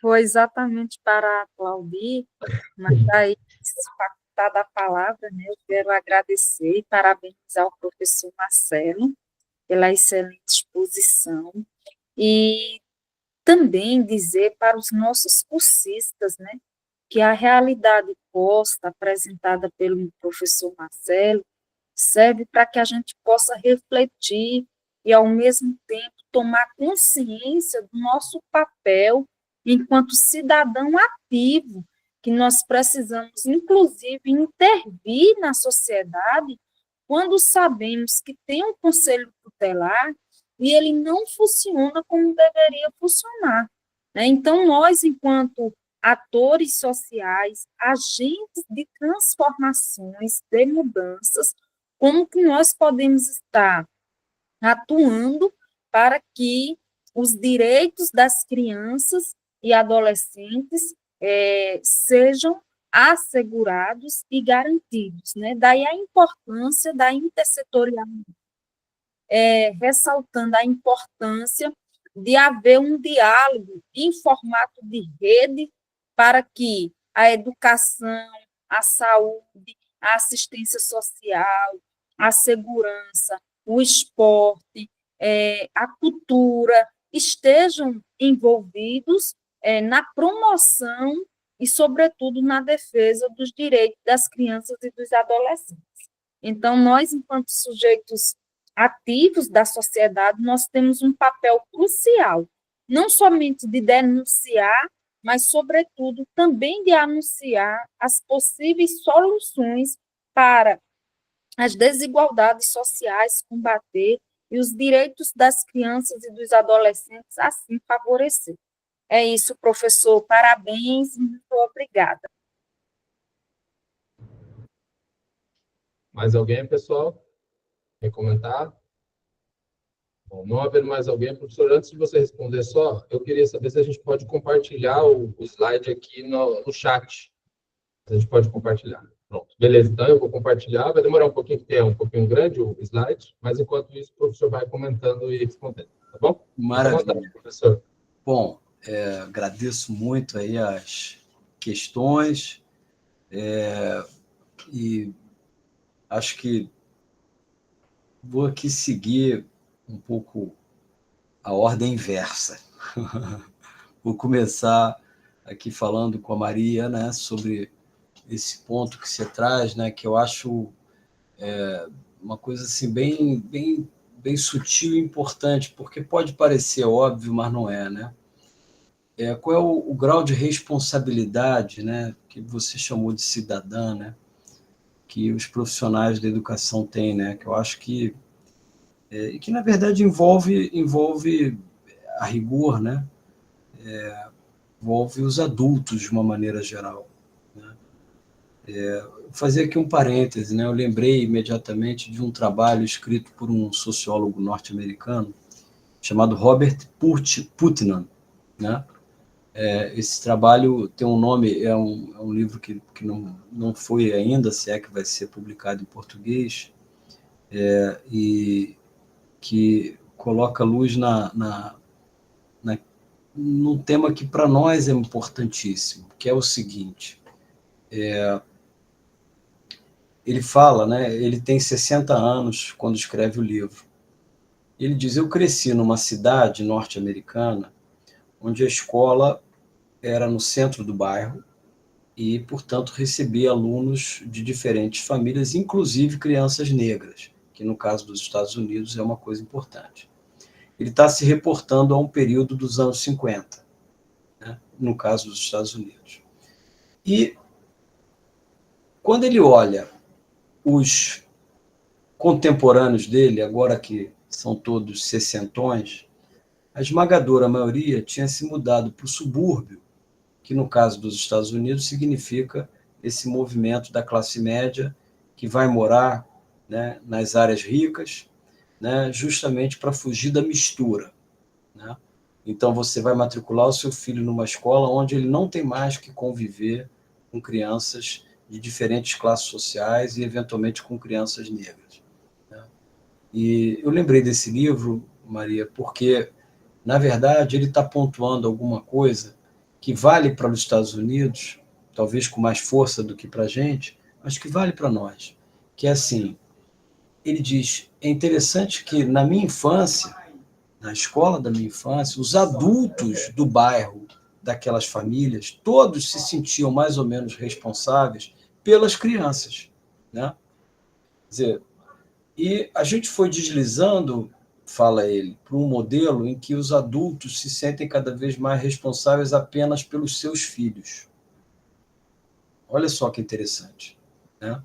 Quer dizer, não é mais a responsabilidade do adulto pela criança, inclusive pelas crianças do seu bairro, da sua comunidade. Não, meu problema é só com meu filho. Por que isso é importante para a nossa conversa? Porque isso sobrecarrega o profissional da escola, né? Porque você não tem mais um ambiente em que a comunidade, de alguma maneira, tem uma visão de responsabilidade coletiva pela criança. Se você vai olhar o nosso artigo fundamental da Constituição, que trata da criança, ele diz família, Estado e sociedade, né? Então, eu acho que esse é um ponto importante, né, porque, de algum modo, o professor vem sentindo, de uma maneira muito pesada, essa responsabilidade, como se ele tivesse que sozinho lidar, ou com os profissionais da escola, com os problemas do mundo, né?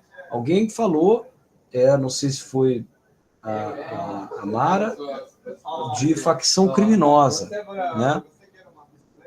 Você vai para cidades de porte médio, pequenas até no Brasil, e você já tem esse tipo de contexto.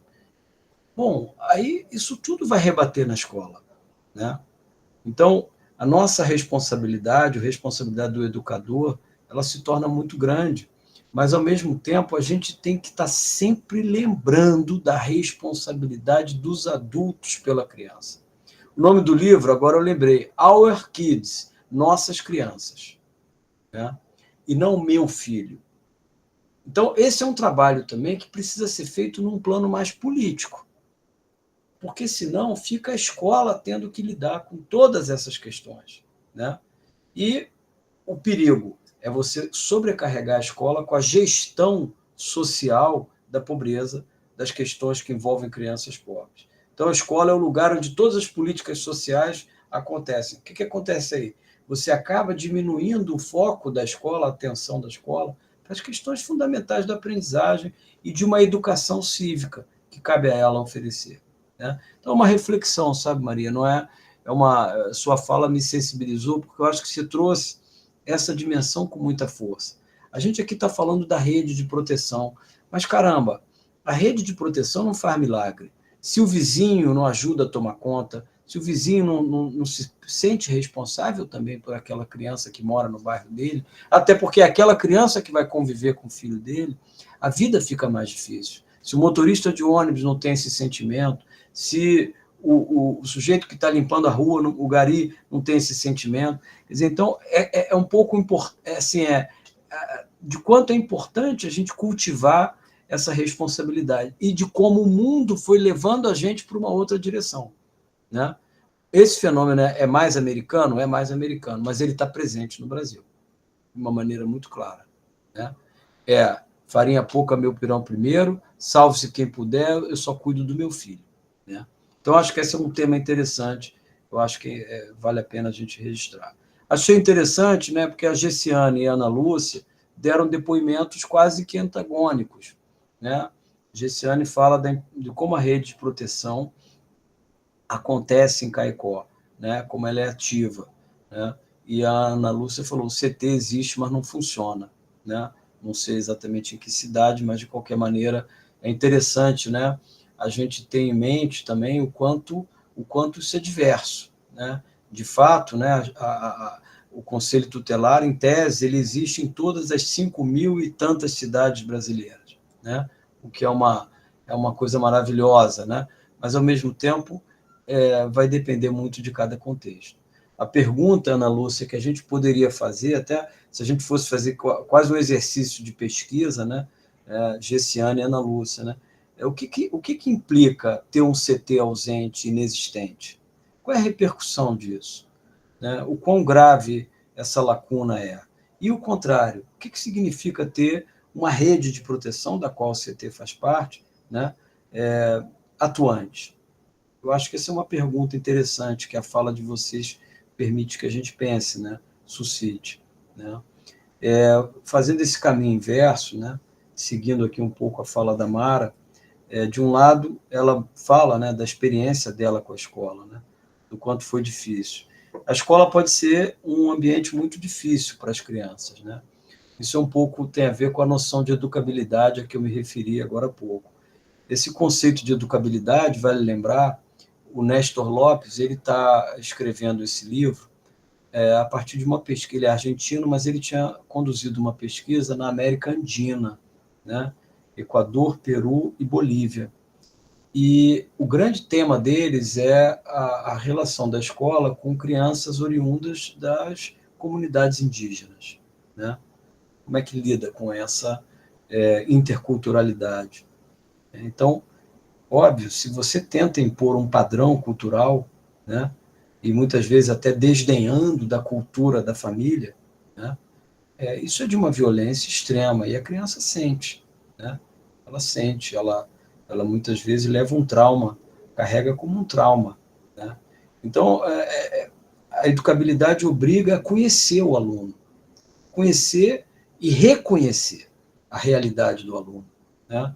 Eu digo para vocês com muita tranquilidade, caramba, eu vejo a criançada da favela, das favelas em geral, que muitas vezes levam vidas muito difíceis.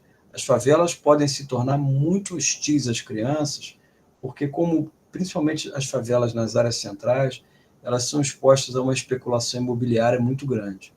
Então, se tinha uma praça, a praça virou um prédio de kitnet, né? As ruas são disputadas, a criança não tem vez, né? A criança não tem vez.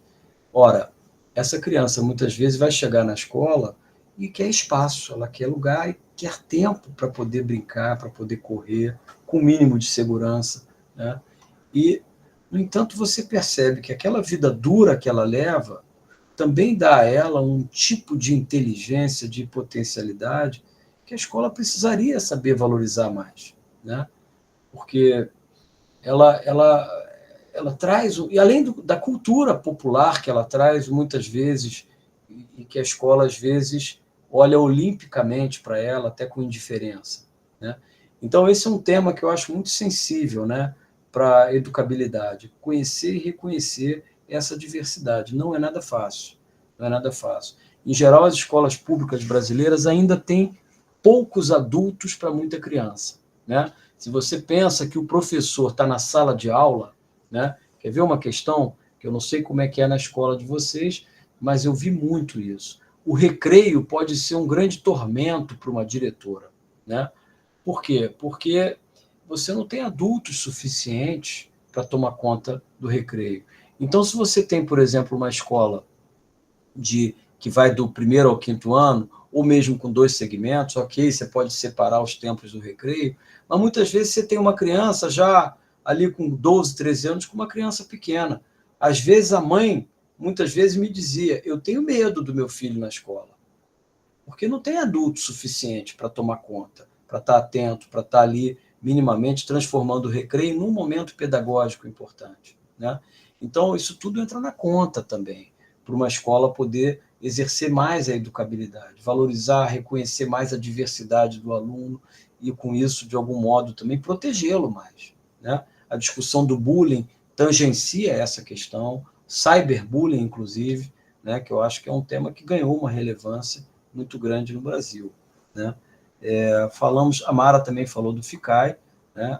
E um pouco caracterizou aquilo que eu também percebi, viu, Mara, aqui em pesquisas que eu fazia. Eu, como pesquisador, eu ficava tão irritado com aquilo, porque é isso, né? O FICAI é uma coisa que nasce no Ministério Público do Paraná, depois é exportado para o Brasil, como se fosse uma solução. Não é uma solução. Aquilo, em geral, vira o famoso para cumprir tabela, né? Porque o tema da infrequência ele é muito sensível. Pesquisas que eu fiz aqui, e é interessante, né? Vocês que são profissionais da escola muitas vezes sabem, a escola tende a esconder um pouco a infrequência, né? Vai para o conselho de classe, ela de alguma maneira diz, bom, bem, vamos lá, vamos, né? Mas se você faz o que eu fiz, né, com a confiança da escola, naturalmente, de anotar a frequência do estudante, você vai ver que tem alguns estudantes que faltam facilmente, porque faltam recorrentemente o primeiro tempo, por exemplo. No final das contas, ele faltou muito mais do que os 25% que a lei tolera, né? Então, essa situação de infrequência, ela é muito delicada, porque às vezes não é nem a família desestruturada, não necessariamente. Meninos de 6º ano, que começam a andar mais sozinho, ele pega outro rumo, e a escola demora muito a perceber, né? Até porque ela também não tem uma secretaria, profissionais suficiente. A secretaria da escola, muitas vezes, é totalmente sobrecarregada com o incêndio diário que ela tem que apagar junto com a diretora, com a adjunta, essa coisa toda. Então, é um processo que a gente precisa realmente avançar. O FICAI, na verdade, ele acaba não resolvendo nada, ou quase sempre, ele é mais dá mais trabalho para a escola do que resolve os problemas que tem que resolver.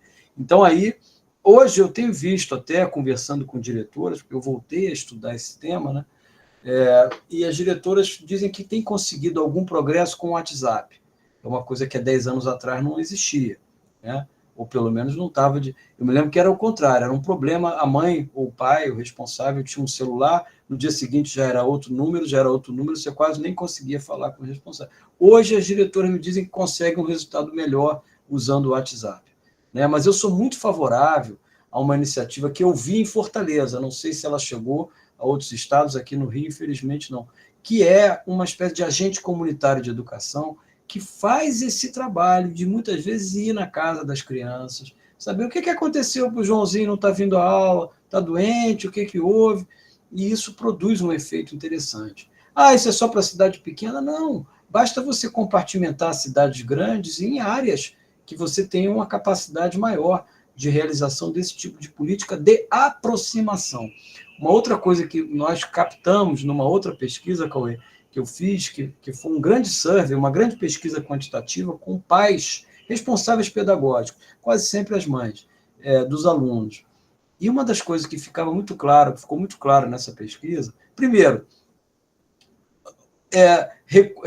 ela desfaz o mito da omissão parental, né?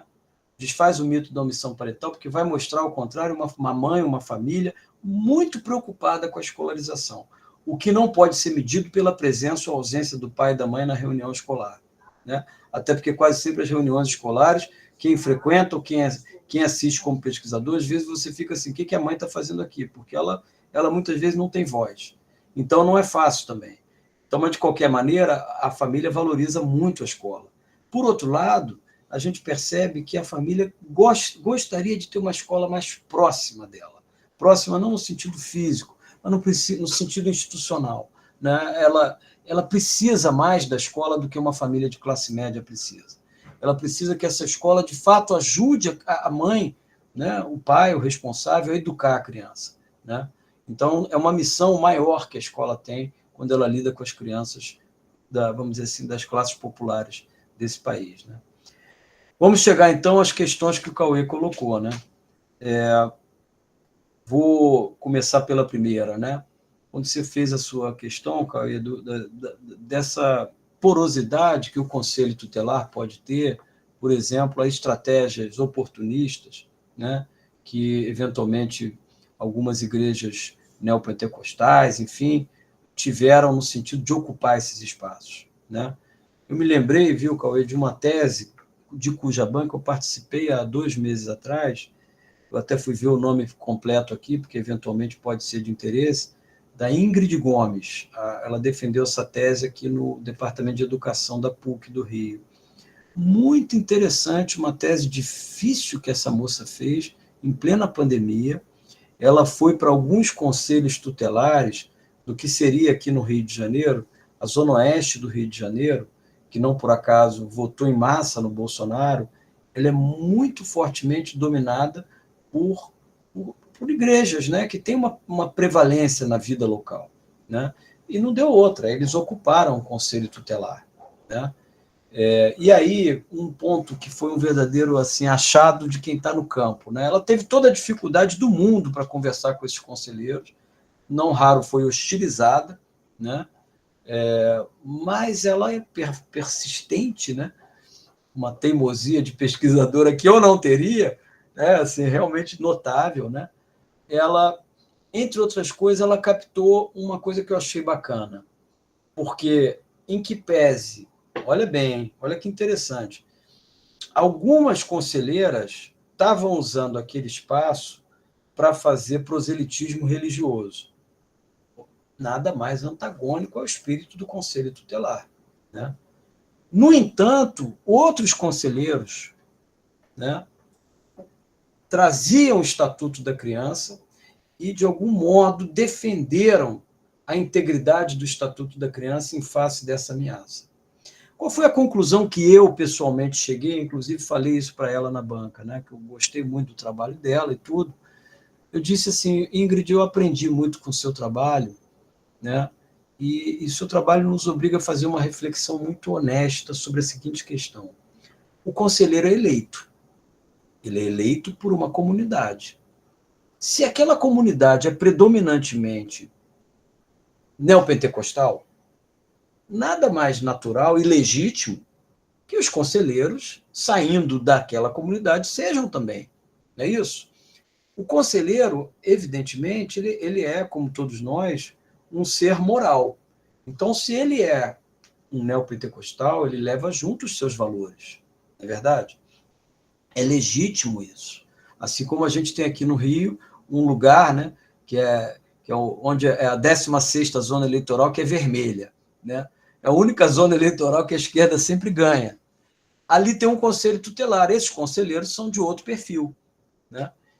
O ponto é que, independentemente de você ser católico, evangélico, neopentecostal, espírita, candomblessista ou ateu, você, ao se tornar conselheiro, você vai ter algum tipo de controle externo, que aí, no caso, pode ser exercido pelos próprios colegas, mas o Ministério Público tem essa responsabilidade.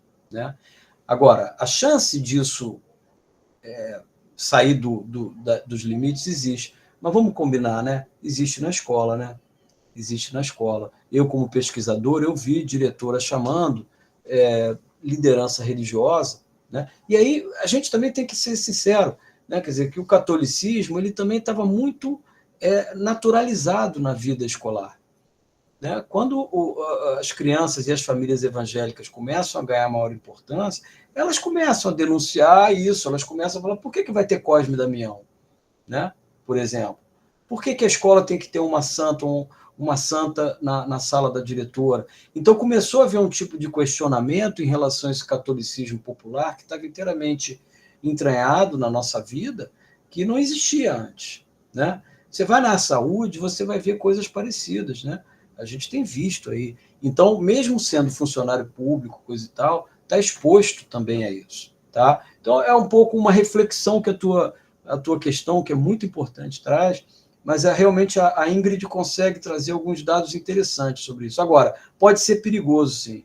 Né? E a gente viveu um momento muito ruim, né, Cauê? Então, essa combinação, né, que a extrema-direita acabou parasitando as igrejas evangélicas, eu acho que isso não vai durar para sempre, né? Porque isso aconteceu de uma maneira perversa, instrumental, e trouxe consequências graves. Mas eu acho que há em curso, né, alguns indícios de que isso vai, pouco a pouco, as igrejas vão voltar um pouco para o lugar que elas têm, que é um compromisso maior com a vida das pessoas, das famílias, e deixarem de ser tão instrumentalizadas por, vamos dizer, disputas partidárias, né? Eu acho que foi o que aconteceu, né? Como se fosse um rio que sai do leito. Né? Bom, falando aqui para não me alongar mais, do MP Lava Jato, né? Sem dúvida, né? Quer dizer, eu acho que a exposição que o Ministério Público e do próprio Judiciário não foi nada boa. Né? Agora, por outro lado, não creio, aí estou aqui pensando com vocês, tá? Com você principalmente, Cauê, que trouxe a questão. Quer dizer, alguma coisa assim, né? O MP, porque o MP, muito antes da Lava Jato, né? Eu tenho, por acaso, né? Eu estudei muito, uma parte da minha trajetória tem a ver com sociologia do direito e das instituições, né? E, portanto, estudei muito, pensei muito, li muita coisa sobre o Ministério Público. O Ministério Público brasileiro tem uma força institucional, um poder institucional, não por acaso muitos chamam de quarto poder, né? Que nenhum outro lugar do mundo tem. Né? Ele é uma espécie de guardião de todos os direitos. Né? E, ao mesmo tempo, né, nessa lógica que eles criaram com a República de Curitiba, né, eles se colocaram acima da política e falaram, nós vamos ser o xerife que vai moralizar a política no Brasil, deu no que deu. Né? Quase destrói o Brasil. Quase destrói o Brasil. Não está sendo fácil ainda recuperar muita coisa que foi destruída. Né? Então, eu acho que esse é um tema que a gente precisa, e aí, bom, os mecanismos de controle, né? tanto o CNJ quanto o Conselho Nacional do Ministério Público são muito corporativistas, né? Muita dificuldade para colocar limite. Então, é um tema sensível para a gente, inegavelmente. Eu vi também, quer dizer, se de um lado, né, a gente vê promotores muito comprometidos, mas muito arrogantes, né? Muito arrogantes. As escolas, as diretoras, em geral, têm muita... Por maior que seja, às vezes, assim, a idiosincrasia do promotor, promotora, é uma distância abissal, né? Vou dar um exemplo de uma situação que eu vivi que foi muito emblemática, né? Uma reunião onde estavam todas as diretoras de uma determinada coordenadoria regional, distrital, né? De educação infantil, e o promotor estava lá, né? Porque o tema era, o que fazer com violações cometidas contra crianças na etapa de educação infantil. O promotor ali, com seu terno e gravata, sem levar um papel para anotar nada, né? Quer dizer, então, você já percebe ali uma postura de quem não está indo ali para aprender, né? Para ouvir, para escutar, né? Então, no final, quer dizer, o que as diretoras muito chateadas, para dizer o mínimo, com aquela postura, porque elas diziam muito cômodo para ele, né? Chegar aqui, deitar regra, né? Vai embora, mas quem lida com as questões somos nós, né? Então tem sim, viu, Cauê, tem problemas aí, problemas que precisam ser melhor vistos, porque quando você vai numa promotoria, né, a promotoria faz isso, faz aquilo, a promotoria acontece, você vai lá, tem a promotora, tem alguém que faz uma secretaria, não tem mais ninguém. Então também não tem braço, não tem perna, não tem, né? Então é um poder, né, mas que não é compatível com, vamos dizer, a responsabilidade que ele pode assumir. Então, temos aí também questões que nós precisamos iluminar, né? Não dá para botar debaixo do tapete. E, finalmente, eu acho que você trouxe outro tema muito importante, né, que tem a ver com esse controle e com essa responsabilidade do conselheiro, né? Isso é uma coisa também muito, muito sensível para nós, né? De uma maneira geral, o que eu observo, é claro que cada conselho, né, cada cidade tem um pouco a sua configuração, mas, em geral, a prefeitura destina uma secretaria de assistência social para apoiar o conselho, né? Ela oferece o prédio, eventualmente ela oferece alguém que vai trabalhar na parte administrativa, eventualmente um assistente social da prefeitura, um psicólogo, enfim, para dar um apoio, né? Mas quem manda no conselho são os conselheiros, né? E aí é uma questão mesmo, né? Porque eles têm uma lógica de plantão e um dia de colegiado, em que eles se reúnem para tomar determinadas decisões. Mas o que eu percebo claramente, eu até tentei criar algumas maneiras de ajudar com alguns conselhos, é que o conselheiro atua como bombeiro. Ele está o tempo todo tendo que apagar incêndio, ele está o tempo todo sendo chamado para alguma emergência, né? Então, óbvio que eles não têm tempo também para uma organização, né? Inclusive a questão da memória do que eles fazem, né? Em geral, eles têm um livro que eles vão anotando, mas de uma maneira muito assim, eu diria rudimentar, que você depois não tem muito o que fazer com aquilo. Então, o secretário, seja ele qual for, aqui no Rio, o secretário, em geral, o secretário de assistência ou de desenvolvimento social, ele não tem ascendência sobre o conselheiro. Quem tem é o Ministério Público, né? Em última instância, quem pode exercer esse papel é o Ministério Público. O que eu noto é que tem esse lado interessante, é que, 2 pontos, o próprio conselheiro vigia o seu colega, de algum modo, e ele é eleito. Então, na próxima eleição, de algum modo, né, se houver um mínimo de mobilização, a comunidade pode, aqui ou ali, né, fazer um certo controle. Mas é frouxo, é um controle frouxo, tá? Então, acho que são essas as questões aí. Não sei se tiver mais algum ponto. Tá? Excelente, professor. Tentei aí esgotar de uma melhor maneira os pontos que foram trazidos. E respondeu todos muito bem. E acho que é isso que você traz, né? Essa questão que eu perguntei dos dados vem muito na pergunta que você falou, né? De ele não ser um funcionário público, Então, por exemplo, se fosse um funcionário público e ele não deixasse esses dados disponíveis, provavelmente ele sofreria uma sanção disciplinar. Então, é a complexidade da relação, né? Eu acho que é isso que você trouxe também. Por isso que eu te fiz essa pergunta, porque é uma complexidade também, né? Que a gente, enquanto Estado, enquanto sociedade, quer esses dados, mas é o que você falou, depende muito da pessoa, porque ela é um ente civil, né? Não um ente público. Acho que isso é interessante, essa análise que você trouxe. E eu só vou fazer 2 comentários para a gente fazer o encerramento. A Ana Lúcia respondeu, né? Ela disse que trabalha em uma escola do campo, no município de Caicó, aqui em Caicó, mas mora em Várzea, que é uma cidade aqui na divisa, né? Porque a gente tem uma fronteira aqui entre Paraíba e Rio Grande do Norte, e Várzea é a cidade ao lado da Paraíba. E ela diz que ali, nessa cidade que ela está citando, Várzea, o conselho existe, mas não funciona. A cidade é muito pequena, todos se conhecem, e dentro desse e outros motivos, os olhos são fechados para que ninguém seja criado um clima ruim entre as pessoas, né? De alguma maneira, né? É a continuação do que já tinha, né? Ou seja, é o silenciamento para não gerar, né, como é que diria o outro lá? Para não melindrar o outro, né? Para não melindrar as pessoas, como diria o Sérgio Moro. E aí, por último, a Fabiana comenta que eu já trabalhei em uma escola aqui em Caicó, que quando a criança faltava com frequência, a equipe pedagógica ia até a casa da criança saber o que estava acontecendo. Eu achava esse trabalho bem bacana. Acho que até a Gisele também colocou um pouco mais detalhado, né? Mas ela traz esse exemplo aí, claro. E a professora Maria Aparecida faz um comentário, né, sobre as igrejas, que você respondeu, que as igrejas não só estão dominando o parlamento, mas as instituições públicas como um todo, né? Então é isso, professor. Se você quiser fazer suas considerações finais, novamente eu te agradeço por dedicar o seu tempo aqui a estar aqui compartilhando conosco, e espero a gente se encontre aí em outras oportunidades também. Com certeza, Cauê. Eu quero agradecer muito aí ao convite.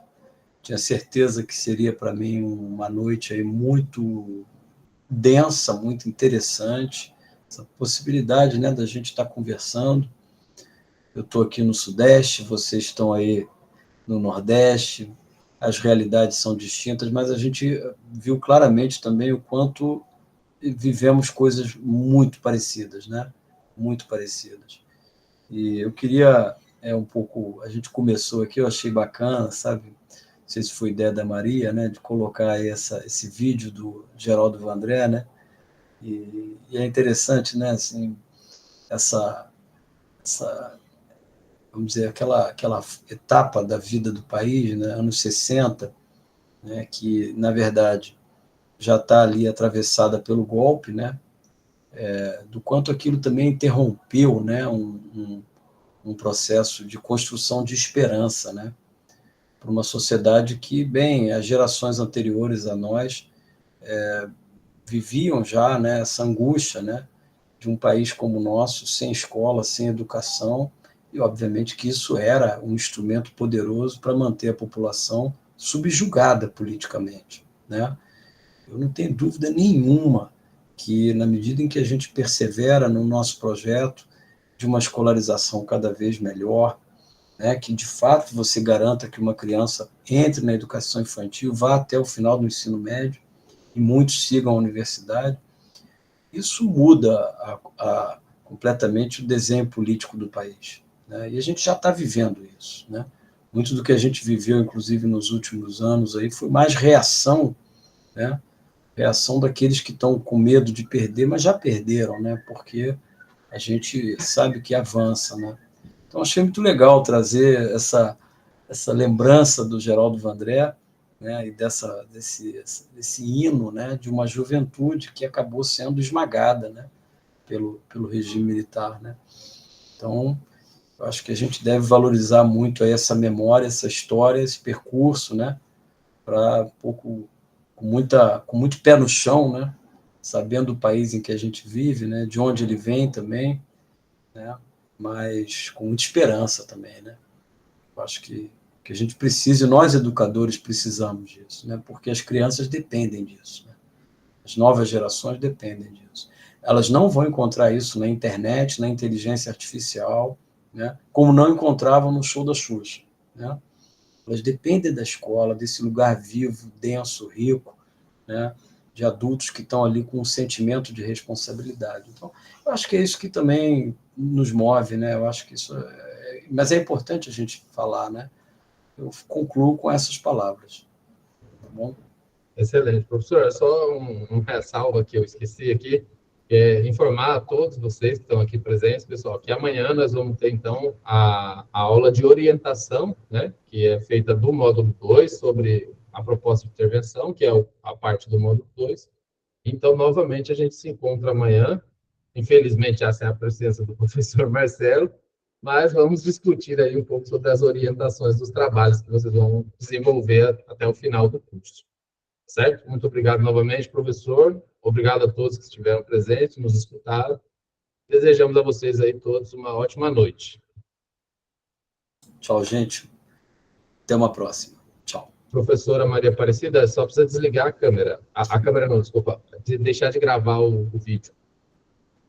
Ok, gente. Muito obrigada. Boa noite. Gratidão. Excelente noite. Tchau, tchau.